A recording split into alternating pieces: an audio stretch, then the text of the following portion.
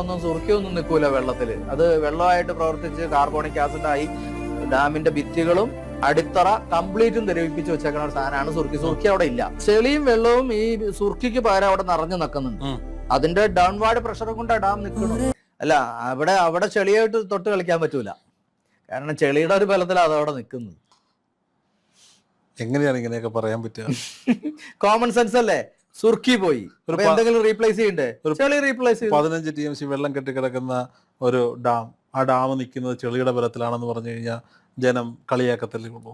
ജനം കളിയാക്കട്ടെ. കഴിഞ്ഞ വർഷം താങ്കൾ പറഞ്ഞത് ഇത് ചർച്ച വരട്ടെ, ഒടിഞ്ഞതാന്ന് പോയെന്നാ പറഞ്ഞത്. അതുകൊണ്ട് അത് ഞാൻ പറഞ്ഞതല്ല. ഞാൻ പറയണത് ഈ പറഞ്ഞ ഈ എല്ലാ കാര്യങ്ങളും എന്റെ ഒരു അഭിപ്രായം അല്ല. ഇത് എഞ്ചിനീയേഴ്സ് പറയുന്നതാണ്, സയന്റിസ്റ്റുകൾ പറയുന്നതാണ്. 20 ഡിഗ്രി ചരിഞ്ഞു നിൽക്കുന്നു എന്നുള്ളത് 1980s ഒരു ഹോളിസ്റ്റിക് എക്സാമിനേഷൻ നടത്തിയായിരുന്നു. Empowered committee, justice KT Thomas ഒക്കെ അംഗമായ എംബോർഡ് കമ്മിറ്റി ഒരു ഹോളിസ്റ്റിക് എക്സാമിനേഷൻ നടത്തിയായിരുന്നു. അന്നൊരു പെൻഡലോട്ട് നോക്കി കഴിഞ്ഞപ്പോൾ 20 ഡിഗ്രി റിസർവോയർ സൈഡിലേക്ക് ഡാം ചരിഞ്ഞിട്ടുണ്ടെന്ന് ഒരു എഞ്ചിനീയർ സാക്ഷ്യപ്പെടുത്തുന്നു. അത് സുപ്രീം കോടതിയിൽ പറഞ്ഞില്ല അവര്.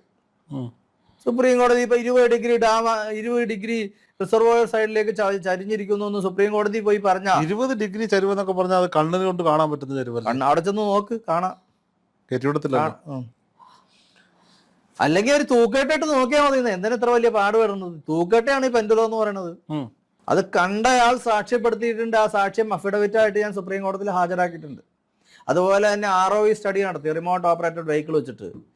അതിൽ 300 CD ഉണ്ടാക്കിയിട്ട് 10-12 CD ആണ് സുപ്രീം കോടതിയിൽ അവർ ഹാജരാക്കിയുള്ളൂ. ഈ എംബോർഡ് കമ്മിറ്റി, നമ്മുടെ ഒരു പ്രതിനിധി അതിലുണ്ടായിരുന്നു, ജസ്റ്റിസ് KT തോമസ്. ആ കമ്മിറ്റിയാണ് ഈ സാധനം കൊണ്ടുവന്ന് അവിടെ 300 CD ഉണ്ടാക്കിയിട്ട് 10-12 CD മാത്രം സുപ്രീം കോടതിയിൽ എത്തി. ബാക്കിയൊന്നും എത്തിയില്ല. അപ്പൊ ഈ നമ്മുടെ പ്രതിനിധി മിണ്ടാതിരുന്നതിന്റെ കാരണം അത് അദ്ദേഹത്തിനോട് ചോദിക്കണം. ജീവിച്ചിരിപ്പുണ്ടല്ലോ, പോയി ചോദിക്കേ. അവരുടെ പേടി എന്താണെന്നറിയോ? പുതിയ കരാറ് വരും. പുതിയ കരാറ് വരുമ്പോൾ അതാണ് ഈ ടണൽവാദികളുടെ ലക്ഷ്യം. പുതിയ കരാറ് വരരുത്. കേരളം ഈ ബ്രിട്ടീഷുകാരുണ്ടാക്കി വെച്ച അടിമത്തത്തിൽ 999 വർഷവും ആ അടിമത്തത്തിൽ തന്നെ നിൽക്കണം. അതുകൊണ്ട് കരാറ് വരാൻ ടണൽവാദികൾ ഒരിക്കലും സമ്മതിക്കൂല.